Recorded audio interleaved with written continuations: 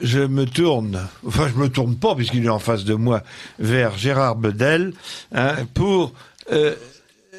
Gérard Bedel, vous avez écrit un livre tout à fait d'actualité, parce que en cette période d'effondrement moral, politique et financier symbolisé par Flamby et sa bande, je pense que tous les Français sont en train de se dire qu'il nous faudrait ou un roué ou un maréchal. Alors ça, je crois que c'est peut-être votre motif essentiel pour avoir écrit ce livre qui n'est pas une description, une histoire du maréchal. C'est simplement, je dirais, un portrait. Un portrait du maréchal. On peut donc parler de l'icône de la dernière guerre, celle du maréchal. Oui, mais ça c'est un sens détourné du mot icône. Pourquoi le maréchal finalement ? Pourquoi le maréchal ? Eh bien, regardez, d'abord le titre de la collection. Qui suis-je ? Donc, mon but, ça a été de peindre un portrait du maréchal, de rapporter sa carrière. Oui, mais vous ne trouvez pas que c'est une collection un peu ennuyeuse, maintenant, ce terme de qui suis-je ? Qui suis-je pour gouverner ? Qui suis-je pour peindre ? Qui suis-je pour juger ? Les suites sont parfois un peu fâcheuses. Bon, petit aparté. Oui. Donc, un livre sur le maréchal, sur toute sa carrière, et non pas, parce que tout de suite, on dit maréchal Pétain, tout le monde pense à Vichy. Voilà.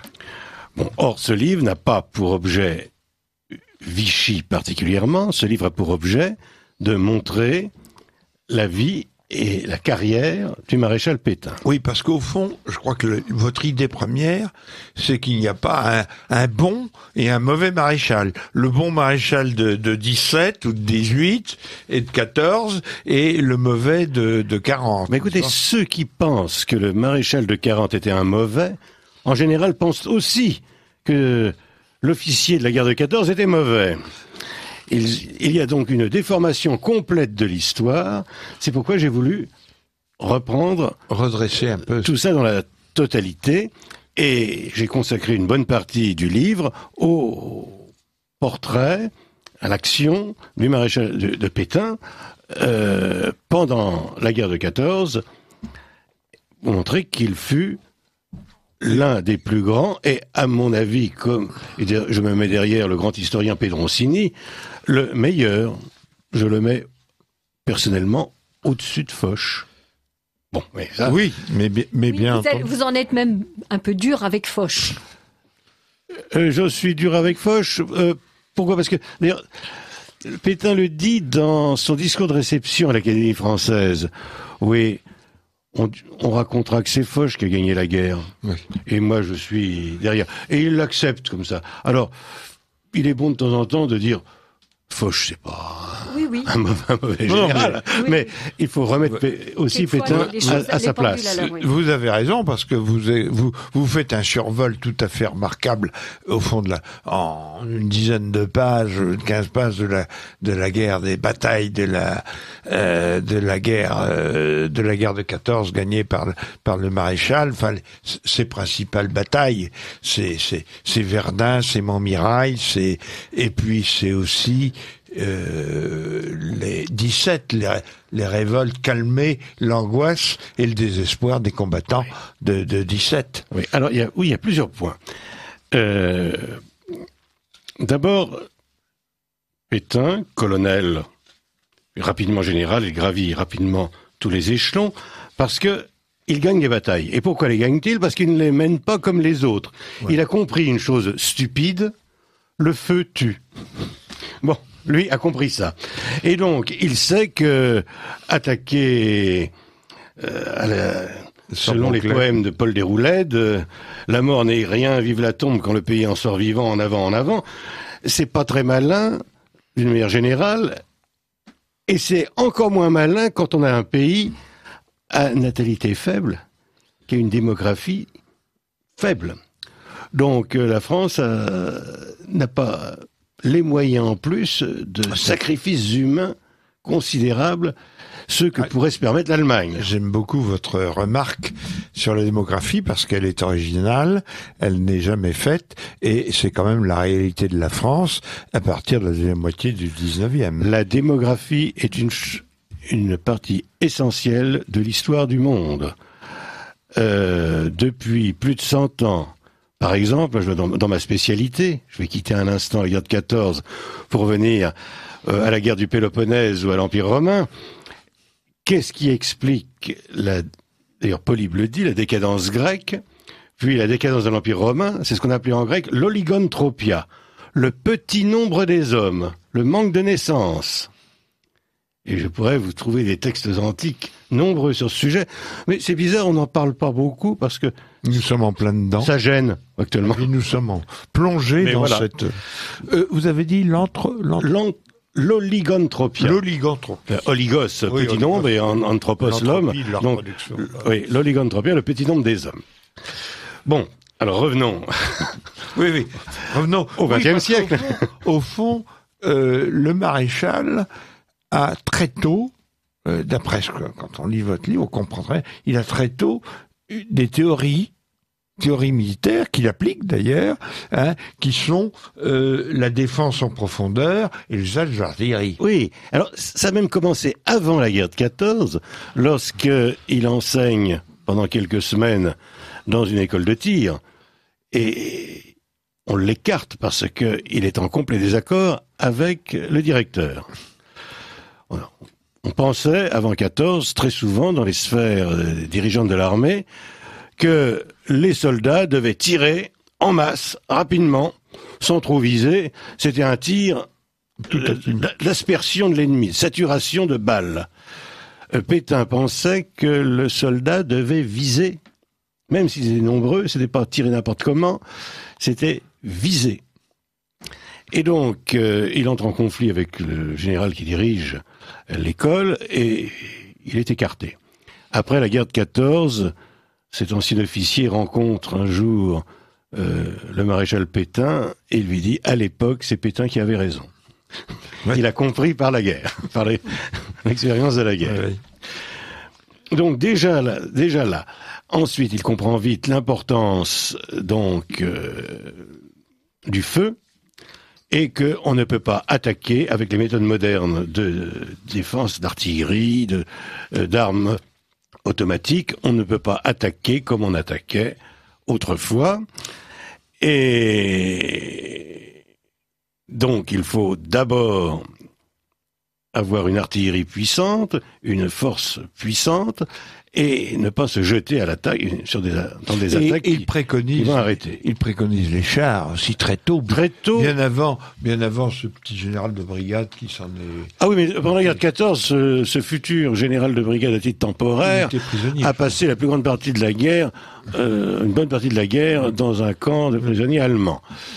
Bon, mais il pensait pas aux chars à ce moment-là. Le maréchal Pétain préconise les chars. Alors, dès que le char apparaît, le maréchal est à quelle époque il apparaît? 17, 18? 17, surtout le char. Et puis, non seulement le char, mais l'aviation, tout de suite. C'est lui qui veut les premières escadrilles indépendantes. Il veut vraiment qu'il y ait une force aérienne. Alors, on en fait un passéiste, toujours. Oui, c'est un alors visionnaire. Que c'est le contraire. En fait, oui, c'est ça. C'est le contraire. C'est un homme qui a toujours réfléchi pour comprendre les situations, le changement des situations, et s'y adapter. Et quand il est nommé commandant en chef des armées en 1916, au moment de Verdun, il remplace le général Nivelle, célèbre. Non, je me trompe? Non. Quand il est commandé en chef, c'est en 17. C'est en 17. Non, quand il est nommé à Verdun, c'est la deuxième armée, c'est... Oui, alors, il est nommé à Verdun par Joffre, et il tient son secteur. Mais il succède à Nivelle, non? Non, Nivelle lui succédera. Ah, d'accord. Voilà. Nivelle lui succédera, et d'une certaine façon, Pétain n'a pas de chance. Parfois, Nivelle va complètement dégager Verdun, mais c'est-à-dire qu'il cueillera les fruits de tout le travail du futur maréchal. Oui. Bien. Et alors, là, malgré tout, il termine la guerre de 14 avec il fait partie des 3 grands, si je puis dire. Oui. Et il est nommé maréchal en quelle année? En 18. En 18. Il est nommé le premier nommé maréchal, c'est Joffre. C'était un moyen pour l'honorer en l'écartant. Bon. Ensuite, ce sera Foch, puis Pétain. Donc, il dirige en chef, il commande en chef l'armée française. Foch commande en chef l'ensemble des armées. Donc, il coordonne les différentes armées alliées. Mais le commandant en chef de l'armée française en 18, 11 novembre, c'est Pétain. Et alors, je voudrais que vous reveniez un peu aussi sur l'affaire des révoltes de 1917. Oui. Comment s'y est-il pris? Quelle était la situation? Est-ce qu'elle était grave? Est-ce qu'il y a eu beaucoup de, je dirais, de désertion, de rébellion, ou est-ce que c'était cantonné à quelques régiments? Et comment s'y est pris le général Pétain à l'époque? Il y a eu des mutineries, des cas individuels, mais surtout des unités entières touchées, en partie, donc il y a toujours, à cause pour plusieurs raisons. Tous ces braves Français étaient partis pour la guerre fraîche et joyeuse, et avant chaque offensive, on disait, ça c'est la bonne, on va percer. Et c'est fini après, vous rentrez chez vous. Pétain sait qu'on ne percera pas tout de suite. Oui. Donc, il y a une crise du moral, d'unités qui ont été utilisées trop souvent sans relève, qui sont usées physiquement, moralement. Il y a eu une mauvaise gestion des permissions. Il y a eu... Oui, sur la mauvaise gestion des permissions. Il y a des soldats qui ne sont pas rentrés chez eux pendant 3 ans. Oui. C'est affolant. Mais tout ça n'était pas organisé, on ne s'y est pas intéressé. À la décharge. Est-ce qu'il y a la propagande communiste? Oui, il y a une propagande pacifiste. Oui. Mais est-ce qu'elle est très importante? Elle est importante. Des chefs comme Pétain la dénoncent et les hommes politiques mettent le dossier sous le coude. Oui. On a même, par démagogie, allégé les mesures prises par les tribunaux militaires en cas de faute grave de soldats. Alors, à la décharge du commandement, il faut bien penser que tous ces officiers n'avaient pas prévu d'utiliser des hommes qui étaient en fait des civils devenus soldats, d'utiliser pendant des années. Ils raisonnaient en militaires de carrière, c'est normal. Oui. Pour eux, ils comprenaient de prendre des civils. Donc il y a eu une espèce... Les permissions, ça n'existait pas. Les civils, bon, ça va, on fait son service militaire, ça dure 1 an, 2 ans, et puis 3 ans en 14. Mais c'est pas ce qu'on a connu après. Ils n'avaient pas prévu cela. Donc, alors, Pétain va traiter tout ça de manière très humaine, extrêmement humaine, en organisant le bien-être du soldat, les permissions, les tours, en arrêtant les offensives folles, en s'occupant lui-même. Il va visiter, c'est même un exploit physique, il a tourné sur le front énormément pour rencontrer personnellement les soldats, et il a restauré le moral. Il a pris quelques mesures disciplinaires, mais il y a eu quand même relativement peu de condamnations à mort. Combien de condamnations? Combien d'exécutions? Alors, le nombre d'exécutions, on ne sait pas exactement, quoi qu'on en dise. Mais ça tourne encore. C'est pas très élevé, surtout que beaucoup de condamnations à mort... Vous écrivez 50 dans votre livre. Oui, beaucoup de condamnations n'ont pas été exécutées. Vous dites qu'on envoyait les gens ailleurs. Voilà, le soldat disparaissait, il allait monter la garde au Tonkin ou en Algérie, et ses camarades pensaient qu'il avait été fusillé. Voilà. Donc comme ça, finalement... on avait l'exemplarité de la peine sans l'appliquer réellement. C'est pas mal. C'est bien. Donc, on est loin du bourreau que la propagande communiste montrera pendant la Seconde Guerre mondiale. Oui. Ils diront, ah ben ouais, c'est l'ancien fusilleur de 14. Alors après entre la guerre de 14 et la guerre de 40, vous avez un chapitre très fort, intéressant d'ailleurs, que vous avez intitulé Les honneurs. C'est donc le maréchalat en 18, c'est l'Académie des sciences morales et politiques, sociales et politiques en 19, l'Académie française en 29, et puis l'ambassade d'Espagne en 39. Oui. Il est nommé ambassadeur d'Espagne. Alors, racontez-nous un peu pourquoi est-il nommé ambassadeur d'Espagne par, au fond, le Front populaire. Oui, enfin, le gouvernement qui a succédé au Front populaire. Eh bien, en Espagne, à ce moment-là, donc, Franco est en train de... C'est après la guerre civile. Oui, la guerre civile Franco gagne, et les Français sont bien embêtés, enfin, les politiques français sont bien... Ils avaient complètement misé sur les autres. Le Front populaire avait misé sur les cocos. La France est très mal vue. La France est détestée en Espagne. Et la peur, c'est qu'un jour, on se retrouve en guerre avec Hitler, avec un front sur les Pyrénées. On aurait été loin de... Il n'y a plus de Pyrénées. Donc là, le gouvernement avait été visionnaire. Oui. Ils avaient prévu le coup, quand même. Oui, on a eu l'idée, ils ont eu l'idée. C'est Paul Reynaud qui fait ça? Ils sont plusieurs, tout le gouvernement. On propose Pétain à l'ambassade, et le maréchal accepte. Léon Blum proteste en disant le maréchal Pétain c'est trop bon pour Franco. On va pas leur envoyer notre soldat le plus humain à ces sanguinaires espagnols.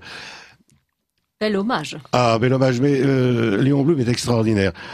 Lors du premier échec électoral d'Hitler, il écrit dans Le Populaire, Hitler c'est terminé, on n'en entendra plus parler, sa carrière est finie. Voilà le grand oracle du socialisme. Et donc, il va rétablir un peu la confiance.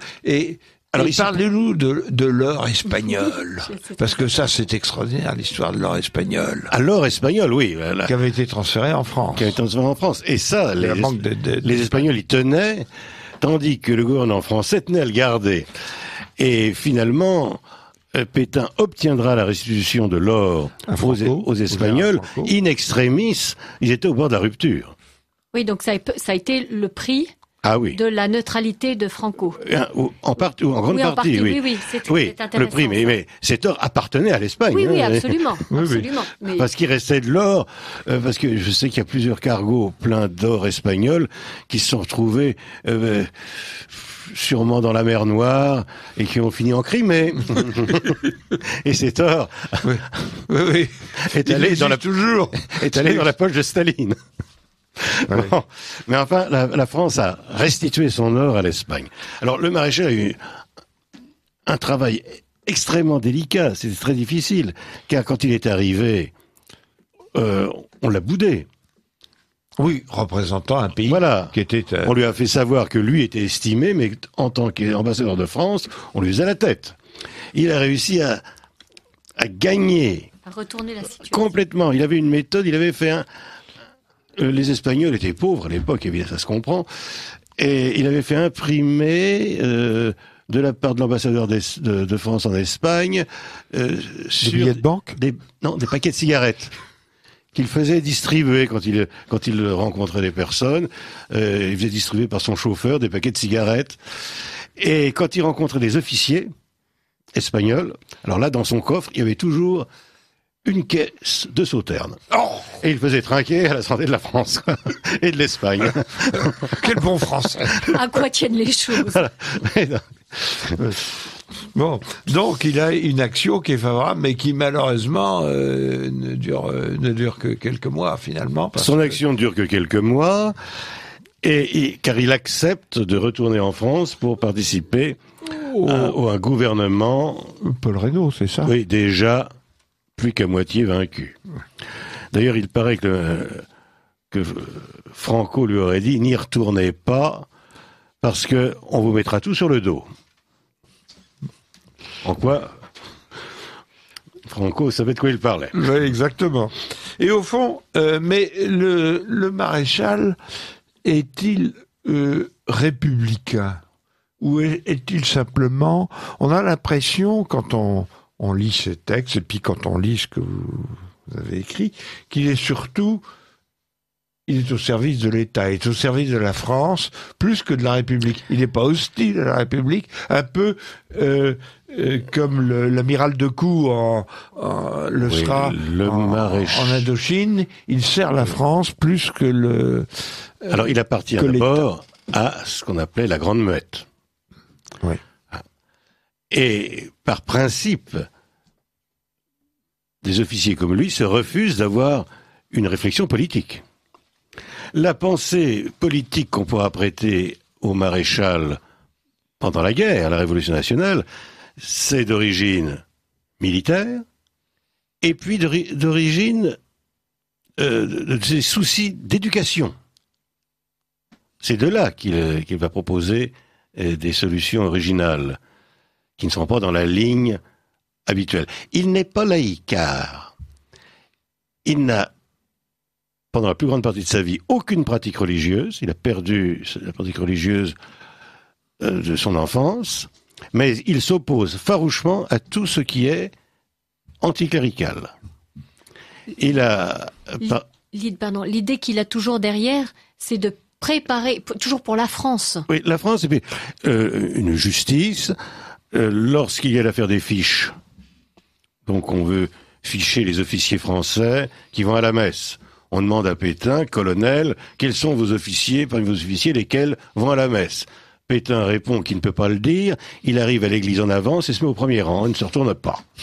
Voilà la réponse du maréchal, qui ne fréquentait pas l'église à ce moment-là. Oui. C'est intéressant. De même qu'il a déplacé l'heure pendant des manœuvres, il déplace l'heure d'un repas pour permettre à des officiers pratiquants d'aller à la messe. D'assister à la messe, oui. Bon, il se conduit très convenablement sans être... voilà. C'est ce qu'on appelait autrefois les catholiques du porche. Oui. Voilà. Alors il y a un auditeur qui nous dit qu'il n'est pas d'accord avec vous, mais il est quand même d'accord. Alors il n'est pas d'accord avec vous parce qu'il dit que Monsieur Pedrancini a exactement compté les exécutions et qu'il y en a eu 49 exécutions. Donc vous voyez que vous êtes on à avait 50. dit 50. Voilà. Oui. Et que les autres n'avaient pas été appliqués et qu'il y en aurait eu 10 fois plus sans Pétain. Donc oui. Mais vous savez, la vieille pratique lors de mutineries ou de débandades de troupes dans l'armée romaine, qu'est-ce qu'on pratique? La décimation. La décimation, en bon latin, ça veut dire 1 sur 10. Il disait c'est les autres les non-combattants qui demandaient qui hurlaient à la mort le plus souvent. Oui. Et donc il est républicain sans l'être finalement. Oui, il est français. Il respecte. Parce que ça explique quand même son attitude, je dirais, vis-à-vis... c'est un serviteur de l'État. Avec la Révolution nationale. Oui. Ce régime, absolument, qui est quand même beaucoup de rapport avec l'époque que nous vivons actuelle. Ce régime complètement corrompu, ces affaires de fric incessantes, ces scandales. Et maintenant, on a en plus les affaires de fesses de tous ces messieurs qui nous gouvernent, qui existaient d'ailleurs, mais ne faisaient pas la une des journaux, peut-être moins avant la guerre en 40. Mais les Français ont vraiment cette impression d'un régime complètement pourri, qui s'est effondré, qui les a trahis, qui les mène à l'abattoir, et donc c'est l'appel au maréchal au mois après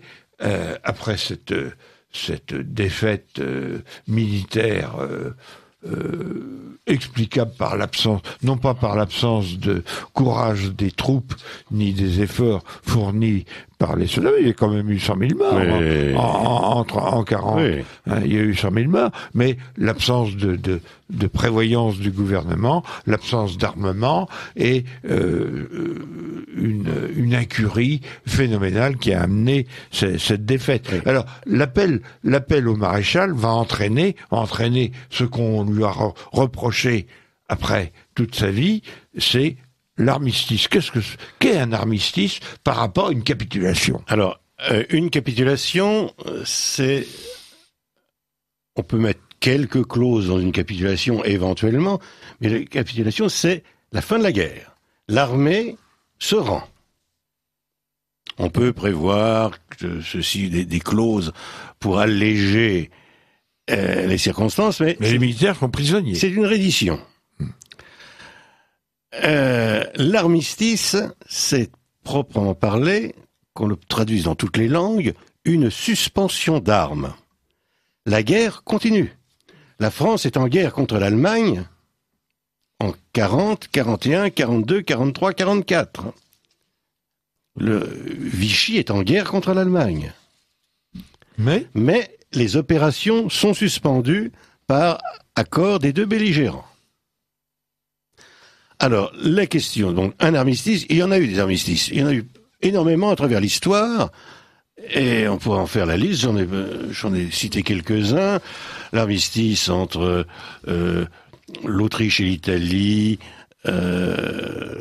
après Solferino, il y a plein d'armistices, armistice entre la Russie et le Japon avant la paix de Plymouth avec les États-Unis, organisée par les États-Unis au début du XXe siècle. Bon, c'est une pratique de peuple civilisé. Oui, ça n'est pas une... Elle est même prévue... L'armistice est prévu par toutes les conventions humanitaires qu'il y a eu autour de 1900. De Genève et autres. Genève, La Haye, etc. Lorsqu'une armée est mise dans telles conditions que la poursuite des opérations ne pourra jamais redresser la situation, il est contraire aux droits de l'homme, comme on dirait aujourd'hui, de persévérer dans la lutte qui ne peut entraîner que des morts, des ruines, le chaos. Donc il est devoir à ce moment-là de suspendre des opérations de la part de celui qui se sent quasiment vaincu. Voilà, c'est un peu comme autre sujet d'actualité, je ferai une comparaison avec l'acharnement thérapeutique qui va nous mener à l'euthanasie, n'est-ce pas? Voilà. Alors, vous écoutez sur Lumière de l'Espérance, la radio du dimanche de Radio Courtoisie, le libre journal de Jean-Pierre Dickès, dirigé aujourd'hui par Luc Perrel, qui reçoit avec l'assistance de Nancy Madame Isabelle de Caumont, artiste peintre, et Monsieur Gérard Bedel, professeur de lettres classiques, écrivain, qui vient de sortir un livre sur le maréchal Pétain, qui s'appelle, dans une collection très courte, qui s'appelle « Qui suis-je ? Pétain, qui suis-je ?» Et nous parlons donc du maréchal. Alors, les conséquences de l'armistice, Gérard Bedel, quelles sont-elles? Les conséquences de l'armistice, eh bien, le nombre de diplomates et d'officiers allemands qui en voudront à Hitler est assez élevé. Dès qu'on apprend que les Français sollicitent l'armistice, Göring fait préparer un texte type par un officier, un colonel qui est spécialisé dans l'affaire. Bon, vous me préparez des clauses d'armistice. Sévères, comme on fait ordinairement. Mais c'est que le maréchal n'est pas n'importe qui, aux yeux du caporal Hitler. Et tout de suite, Hitler pense que la France ne peut pas subir un armistice comme les autres pays. Alors, il va finasser et on va réussir dans les tractations à obtenir des clauses d'armistice extrêmement favorables qui vont nuire à l'œuvre de guerre de l'Allemagne nazie. En particulier l'Afrique du Nord. L'Afrique du Nord. Alors, premièrement, cet armistice était-il nécessaire? Alors, on vous dira, il y avait le réduit breton. Oui, c'est stupidité. De Gaulle voulait continuer, mais enfin, il était en réanimation à Londres. À Londres. Bon, d'autres disaient en Afrique du Nord, des troupes en Afrique du Nord, où il n'y avait pas d'usine, où on pouvait pas... Tout véhicule en panne était condamné. Pas d'usine de munitions, etc. L'armée se serait affaiblie de jour en jour. Les Allemands pouvaient passer en Libye. Les Anglais ne pouvaient pas s'y opposer à ce moment-là. L'Afrique du Nord aurait été occupée par les Allemands, et de l'Afrique du Nord, l'Afrique noire. Oui. On avait les Allemands. Au fond, l'armistice a sauvé l'Angleterre. L'armistice a sauvé l'Angleterre. Pétain, qui connaissait la guerre de 14 à fond pour avoir été un des acteurs principaux, maréchal Pétain pensait bien qu'un jour les Américains entreraient dans l'affaire. Et donc, l'armistice, c'est gagner du temps en protégeant les Français. Ouais. Alors, si à côté de cet armistice, un officier sans ambition démesurée, personnelle, avait organisé une troupe qui aurait servi à côté des Anglais, pourquoi pas? Il y aurait eu Pétain le bouclier et l'épée de l'autre côté. Mais De Gaulle a fait bien autre chose. D'abord, lui-même ne s'est jamais battu, n'a jamais dirigé une troupe après l'armistice, mais il a fait combattre ces forces françaises libres, non combattues que des forces françaises. C'est un fauteur de guerre civile. Oui, oui. Voilà. C'est Marcel Kébir, Dakar, la Syrie, etc. Ça. Bon, les auditeurs de Radio Courtoisie connaissent ça très très bien. Je voudrais juste lire, vous avez dans votre livre, juste quelques lignes qui résument très bien le problème, je dirais, Pétain-de Gaulle, parce que c'est quand même... Bon, et vous dites... La haine de l'homme de Londres envers le chef de l'État français, puisqu'il se connaissait parfaitement, se compose de deux ingrédients. Une vanité froissée d'écrivain et une dette de reconnaissance trop lourde à porter pour une âme enivrée d'orgueil. C'est excessivement bien vu et voilà, j'ai trouvé que c'était intéressant, que ça résumait le problème et effectivement à partir de là, on a envie de dire que c'est difficile. Alors le 11 juillet 40, à Vichy, l'Assemblée nationale plébiscite quand même le maréchal. Mais oui. Et ça parce qu'il faut quand même le répéter, les auditeurs de Radio Courtoisie le savent bien, oui. Mais vous donnez le score, c'est 569 voix pour confier le pouvoir au maréchal Pétain contre 80. Et pourquoi faire? Pour reviser la Constitution. Ce qui sera la Révolution nationale. Il y a un message, Oui, justement, sur le sujet qui dit on demande l'âge du maréchal Pétain en 1940 et on demande s'il avait gardé toutes ses facultés mentales jusqu'à la fin de la guerre. Oui. Le maréchal garde ses facultés mentales jusqu'à la fin de la guerre. Il ne commencera vraiment à décliner que dans l'épreuve épouvantable, l'épreuve physique et morale au procès. Non, puisque au procès, il fait quand même sa déclaration. Oui, qui est très belle. Debout, d'un trait. Et sans lunettes. Et sans lunettes, oui. Bon. Bah, peu peuvent en dire autant. C'est pas mal. J'ai fait exprès de mettre une photographie dans ce livre où le maréchal tient à deux mains une canne et il y a une petite fille qui est accrochée à la canne. Oui. Et le maréchal la soulève. Voilà. C'est un vieillard de... Oui, parce qu'il est né en 1956. Votre... 1856, oui. Donc, votre livre, c'est un de ses nombreux avantages, est abondamment illustré, oui. Et de photographies qui sont originales. Il y en a beaucoup qu'on a... Bon, il y en a qui sont les classiques, mais beaucoup sont des photos qu'on n'a pas vues ailleurs, qui sont intéressantes, et c'est pas le moindre intérêt de ce livre. Voilà. Et alors, quand même, la Révolution nationale, vous écrivez quand même, page, je sais plus quelle page, que finalement, elle a été trop courte. Combien de temps a-t-elle duré ? Écoutez, quand on dit le goût... Il y a des mots, il y a des expressions que je n'aime pas beaucoup. Le régime de Vichy, le gouvernement de Vichy, le gouvernement du maréchal Pétain. Et regardons les dates. Le maréchal est chef d'État le 11 juillet 40.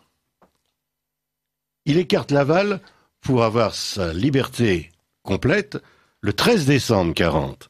Il nomme Flandin. Flandin est trop bien vu des Anglais, les Allemands le font écarter rapidement. En février 41, Darlan remplace Flandin. Et le 18 avril 41, les Allemands imposent d'écarter Darlan et ils imposent Laval. Donc, le maréchal n'est vraiment maître de la situation de politique intérieure, pour moi, que du 13 décembre 1940 au 18 avril 41. Pour le reste, il fait au mieux. Il essaie d'imposer certaines choses. d'orienter la politique, et surtout, ce qu'il fait tout le temps, et qu'il fera avant tout lorsque les Allemands auront envahi la zone libre, et finalement, le gouvernement sera prisonnier. Quelle est la date? 11 novembre 41. 41, c'est 11 41. novembre 41. Donc, les Allemands envahissent la zone libre, le maréchal perd la réalité du pouvoir, et il ne lui reste que son prestige, qui est immense. Pour les Allemands, avoir C'est le bouclier persiste. oui, mais déjà, un officier français qui a fait Verdun, les Allemands le saluent. Alors, le vainqueur de Verdun, on entend claquer les bottes. Bon, ce prestige de Pétain, c'est le premier bouclier de la France, c'est le premier et le dernier. À la fin, il ne restera que cela. Le maréchal.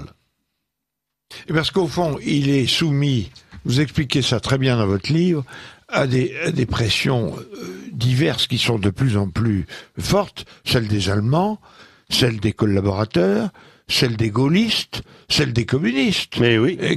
Et évidemment, les attentats communistes à partir de 41 vont terriblement perturber la vie intérieure du pays, sans profit militaire évident. Non, les communistes préparent la guerre civile. Et préparent la prise du pouvoir. Oui, par leur terrorisme, ils préparent une guerre civile où il y a justement un message d'un auditeur qui dit « De Gaulle vient d'être qualifié de fauteur de guerre civile. C'est un contresens haineux et pulsionnel s'écartant de toute réflexion élémentaire. » Bah oui. Enfin, on sait dans ce mais les auditeurs de Radio Courtoisie, il y a des textes, oui, absolument. Lorsque je l'ai cité, lorsque De Gaulle à Londres demande l'avis de ses collaborateurs, faut-il attaquer Vichy ou non? Presque tous lui disent non. Même Cassin qui fera l'arsenal juridique de l'épuration, Cassin n'est pas pour s'en prendre à Vichy pendant la guerre. Oui. Sur 5 ou 6 personnes consultées, il n'y en a qu'un qui lui dit oui, il faut attaquer Vichy. Je ne me rappelle plus le nom c'est pas un des plus importants. Et De Gaulle attaque Vichy. Un gouvernement de rencontre, comme il dit avec ses alors formules. Alors que c'est le gouvernement légitime. C'est le gouvernement légitime. Et donc, un auditeur spécifique que Pétain avait donc 85 ans en 40, à une époque où l'espérance de vie était de 60 ans. Oui, il avait une santé extraordinaire. Il a commencé sa carrière à l'époque où tout le monde la termine. Oui, il avait quand même eu sa carrière pendant la guerre de 14. Avant la guerre de 14, c'est un officier qui est un grand sportif, un grand marcheur, officier de chasseur, grand marcheur, grand nageur, tireur d'élite. Il s'est intéressé à certaines disciplines. Par exemple, il a son brevet d'aérostatier. Il monte en ballon. Eh oui, avant l'avion, Pétain s'intéressait tout de suite à ces choses-là. Voilà. Bon. Au dirigeable. Oui. Donc c'est un homme extrêmement actif. Il achètera une propriété à la campagne. Il voulait se retirer à Villeneuve-Loubet. J'ai mis une photo, on le voit faisant ses vendanges. Oui. Il ne rêvait que de cela. Alors vous écrivez, page 92, une phrase qui m'a choqué. L'ennemi victorieux est païen.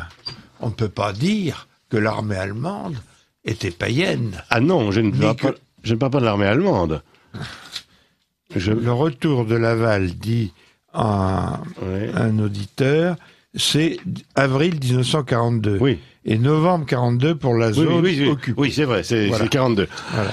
Bien, oui, donc, parce que malgré tout, l'armée allemande... mes parents habitaient à Laval, en face, pas Laval, Pierre Laval, mais la ville de Laval, en face de la caserne Corbineau où il y avait l'armée allemande. Oui. Bon, on les voyait tous les jours quand j'étais... Non, mais attention, imaginez... On logeait, mais laissez-moi, on logeait le médecin du régiment, qui me donnait des bonbons, d'ailleurs, que maman mettait dans les water, avec nous, il fallait pas manger des bonbons allemands. Du médecin allemand. Bon, ça fait partie. Mais ces gens-là, ils allaient à la messe. Mais oui, mais écoutez, imaginez la France. C'était pas. Imaginez il y avait les nazis. Oui, mais bien c'était sûr, la Mayenne. Non, mais imaginez l'armée française en guerre actuellement. Oui. Les officiers français, les soldats français vont aller à la messe le dimanche. tous, oui. Non, mais certains, bon Oui, nombre. certains, voilà. Même peut-être plus que Donc, la moyenne c'est bon. nationale. Mais je dirais que c'est une arme, que l'ennemi, le pouvoir est un pouvoir païen.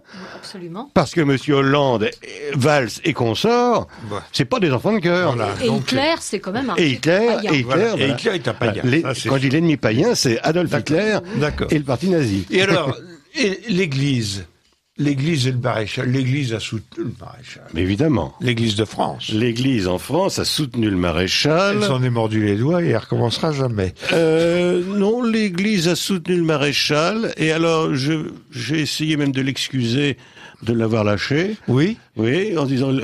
Et c'est vrai, il faut séparer le temps, enfin pas l'Église, pas séparer comme on le fait dans le laïcisme, l'Église et l'État, mais l'Église a pour elle autre chose que ce qu'a l'État. L'État peut disparaître, pas l'Église. Donc, lorsque Vous écrivez, la France, c'est la cool. formule est très Oui. bonne. Quand l'Église constata que le maréchal ne pouvait plus rien, elle prit congé de lui. Mais oui. Voilà. Et franchement, d'un point de vue personnel, à première vue, ça me plaît pas. Mais en fait, c'est une sagesse supérieure. Oui. Oui. Mais vous voyez, chers auditeurs, il nous reste 5 minutes, donc il va falloir. Vous voyez, il y a beaucoup de perles. 2 minutes, me dit Claudio. Merci Claudio de cette précision. Mais il y a beaucoup de perles, oui, de pépites. détails dans ce livre qui sont fort intéressants. Et donc, Nancy, vous allez nous donner lire les annonces. Quelques annonces. D'abord, donc, je voudrais dire que ce livre est disponible, édité par les éditions Pardès, au prix de 12 €, qu'il s'appelle C'est quand même pas assez cher. Pétain, qui suis-je de Gérard Bedel, que Monsieur Bedel organise une signature de livre le samedi 29 mars à la librairie Duquesne, avenue Duquesne. Donc c'est l'occasion d'aller vous faire dédicacer ce très intéressant livre. Et sinon, le prochain rosaire du Docteur d'Or à Paris aura lieu le vendredi 4 avril à 18h rue Cadet. Métro Cadet, à l'angle de la rue Cadet et de la rue Lafayette. Oui, la rue Cadet, nous allons au cœur du problème, n'est-ce pas, qui est toujours le même. Alors, je reçois beaucoup de messages, mais alors du coup, je crains que nous n'ayons pas le temps de les lire. Claudio, encore combien de temps? 1 minute encore, vous avez le temps, Nancy, de lire un message. Alors, donc, un intervenant disait que De Gaulle était jaloux de Pétain et que donc il ne voulait pas de Pétain. Un autre que De Gaulle a bien provoqué la guerre civile. Un auditeur demande si le livre évoque le fait que Pétain et Laval ont devancé les souhaits des Allemands concernant l'oppression des Juifs. Et qu'en dit l'auteur, je dois reconnaître que vous n'abordez pas le problème. Non, ça n'est pas une histoire de mais j'ai maréchal. J'ai cité quand même le livre sur Vichy et la Shoah, qui est un livre remarquable, écrit par un rabbin, qui dit que c'est en France, parmi les pays occupés, c'est la France qui a réussi à avoir le meilleur traitement pour les Juifs. Je signale que c'est un petit livre qui se lit très bien et qui, pour plus d'approfondissement, renvoie à de nombreux livres plus documentés. Donc c'est très intéressant à ce sujet. Eh bien, merci, chers auditeurs. Notre prochaine émission... Le 13 avril. Le 13 avril. Merci, Claudio. Et à bientôt, chers auditeurs.